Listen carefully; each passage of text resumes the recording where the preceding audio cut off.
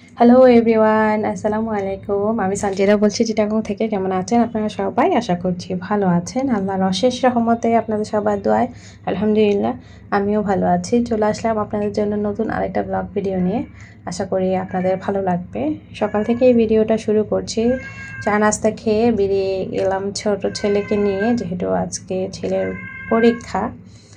তো তাই ওকে একটু আর্লি বের করার চেষ্টা করলাম, বাট হয় না, আমাদের বাসা থেকে আসলে স্কুলটা অনেকটাই দূরে, মানে বাচ্চা হিসেবে আর কি অনেকটাই দূরে হয়ে গেছে, যার কারণে তাড়াতাড়ি আসতে চাইলেও আসলে পারিনি আর কি। যাই হোক, আমরা অনেকক্ষণ বসেছিলাম। বসে থাকার পর পরীক্ষা শেষ হয়েছে, মানে 2 থেকে আড়াই ঘন্টা পরই পরীক্ষা শেষ হয়েছে। তো এখন ছুটির সময় হয়ে গেছে, বাচ্চাদেরকে এক এক ক্লাস করে নামাচ্ছে। এক এক ক্লাস বলতে নার্সারির বাচ্চাদেরকেই প্রথমে নামাচ্ছে, মানে নার্সারির 6টা সেকশন আছে, তো 6 সেকশনের বাচ্চাদেরকেই নামাচ্ছে আর কি। তো প্রথম পরীক্ষা দিয়ে বাসায় চলে আসলাম, আর এসেই মেলা থেকে যে গিফটগুলো এনেছিলাম আমার ছেলের, তাকে সেগুলোই দেয়া হলো। তো সেটা খুবই এক্সাইটেড। মানে এসেই তাকে যেহেতু বলা হয়েছে যে বাসায় গেলে তোমার জন্য গিফট আছে, তো সে কোনো রকম শার্টটাই খুলে যায়, প্যান্টটাও চেঞ্জ করেনি। সে আগেই মানে গিফটগুলো খুলবে বা দেখবে। তো ওর হাসি দেখেই বুঝতে পারছেন ও কতটা এক্সাইটেড। আসলে অনেকের জন্যই আমি খেলনা এনেছি, মানে আমার বোনের ছেলে, ননদের মেয়ে, যারা যারা ছোট আছে আর কি, সবার জন্যই মোটামুটি টুকটাক খেলনা আনা হয়েছে। তো সেগুলো তো সবারগুলো সবাইকে বন্টন করে দেওয়া হয়েছে, তো ওইগুলো আর ভিডিও করলাম না। আর এগুলো আমার ছোট ছেলের, আমার বড় ছেলের জন্য, আমার ভাইয়ের জন্য এনেছি, মানে টুকটাক সবার জন্যই চেষ্টা করেছি আর কি আনার, আমার সামর্থ্য মতো আর কি। আর এদিকে বিকেলবেলা একটু ছাদে গিয়েছিলাম, এমন মনে হচ্ছে যে বৃষ্টি আসবে এখনই।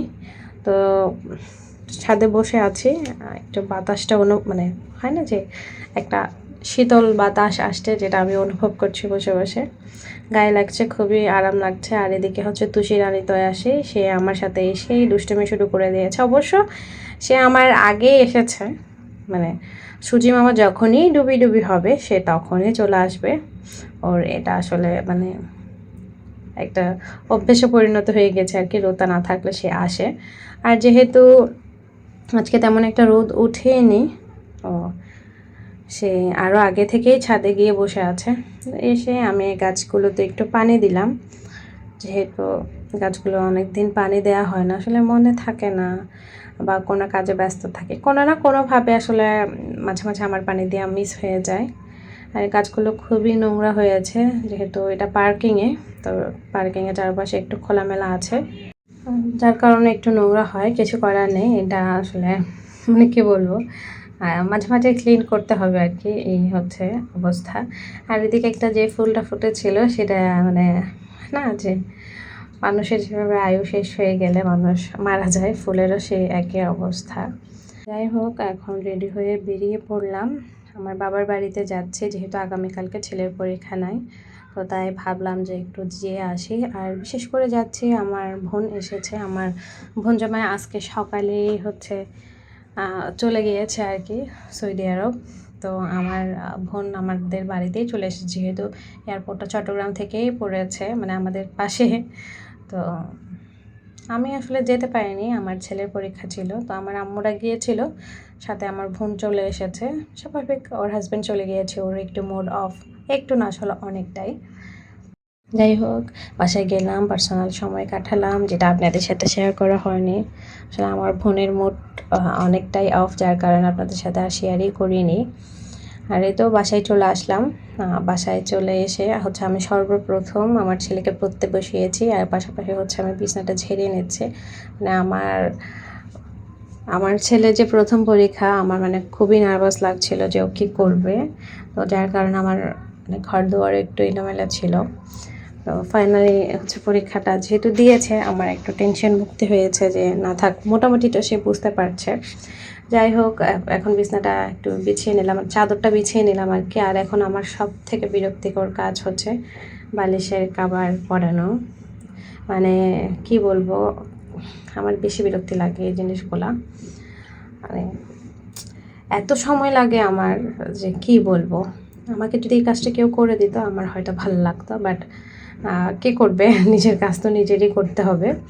তো কোনো রকম অনেক কষ্ট করে হচ্ছে আমি বালিশের কাভারটা পরাচ্ছি। ভিডিওটা ফাস্ট করে দিয়েছি, যার কারণে মনে হচ্ছে যে আমি খুব তাড়াতাড়ি পরিয়ে নিয়েছি, বাট না, পড়াতে কিন্তু আবার অনেকক্ষণ সময় লেগেছে। মানে এত বছর হয়ে গিয়েছে আসলে বিয়ের, আলহামদুলিল্লাহ। কিন্তু হয় না যে অনেক কাজ অনেকে অনেক যুগের পর যুগ গেলেও পারে না। আমার বিয়ের এক যুগ হয়ে গেছে ঠিকই, কিন্তু আমি এখনও বালিশের কাভার পরাতে পারলাম না। কি করার, আসলে এটা হয়তো বলতে পারেন আমার ব্যর্থতা।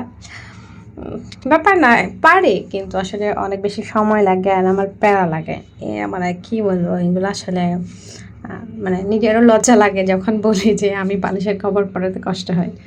তো মানুষ শুনলে তো স্বাভাবিক হাসবেই যে মেয়ের বিয়ে হলো এত বছর হয়ে গেল, সে এখনও বালিশের কাভার পরাতে পারে না, বা পরাতে গেলে এখনও সে আনকমফর্ট ফিল করে, বা হয় না যে অনেকের অনেক রকম মন্তব্য থাকতে পারে। আর আমার মনে হয় যে আসলে এই মন্তব্যটা মোটেও ভুল হবে না, কারণ বাবার বাড়িতে তো আসলে মেয়েরা, বেশিরভাগ মেয়েরাই কোনো কাজ করে না।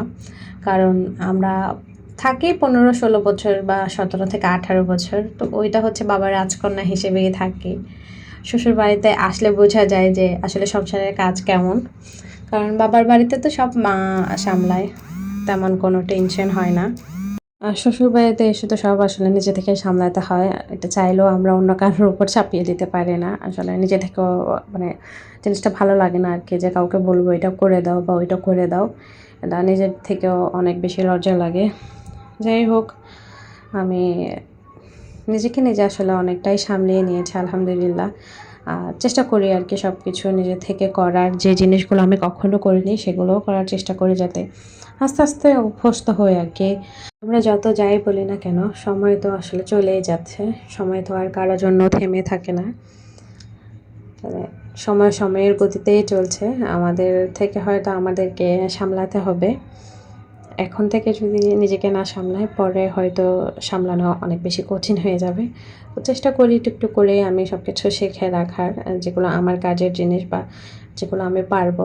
যেগুলো পারবো না সেগুলো আরও বেশি করে শেখার চেষ্টা করি, যাতে আমার ওটা শিখতে আরও বেশি সহজ হয় আরকি।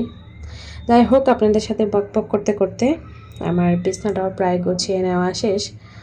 তো এই বিছানার চাদরটা আসলে আমার খুব বেশি ভালো লাগে। এটা আমার পর্দার সাথে খুব ভালো ম্যাচ হয়। মানে আপনাদের ভাইয়া এভাবেই এনেছিল ঈদে। আর কেন জানি না, আমার হচ্ছে সবসময় মানে বেড কভারটা একটু নতুন থাকলেই ভালো লাগে। মনে হয় যে না, মানে ঘরটা খুবই সুন্দর গোছানো থাকে যদি আপনার খাটটা গোছানো থাকে। তো আমি সবসময় চেষ্টা করি আমার বেডটাকে গুছিয়ে রাখার যতটুকু পারি। আর সবসময় তো হয় না, যেহেতু বাচ্চা আছে আর আমার তো বিড়াল আছে আলহামদুলিল্লাহ অনেকগুলা। তো সবগুলো মিলিয়ে আসলে সবসময় মানে পরিপাটি থাকে না আর কি। তারপরেও আমি চেষ্টা করি, কারণ আমার মনে হয় যে খাটটা গোছানো থাকলে আর কোনো প্যারাই থাকে না, বাকি সব কিছু এমনিতেই সুন্দর লাগে। যাই হোক, দেখতে দেখতে ভিডিওর শেষ পর্যায়ে চলে এলাম। আমার আজকের ভিডিওটা কেমন লাগলো অবশ্যই একটা কমেন্ট করে জানাতে ভুলবেন না। আমার চ্যানেলে নতুন হয়ে থাকলে আমার চ্যানেলটা সাবস্ক্রাইব করে আমার পাশেই থেকে যাবেন। আজকের মতো এখান থেকেই বিদায় নিচ্ছি। দেখা হবে নেক্সট কোনো ভিডিওতে। সবাই ভালো থাকবেন, সুস্থ থাকবেন। আল্লাহ হাফেজ, আসসালামু আলাইকুম।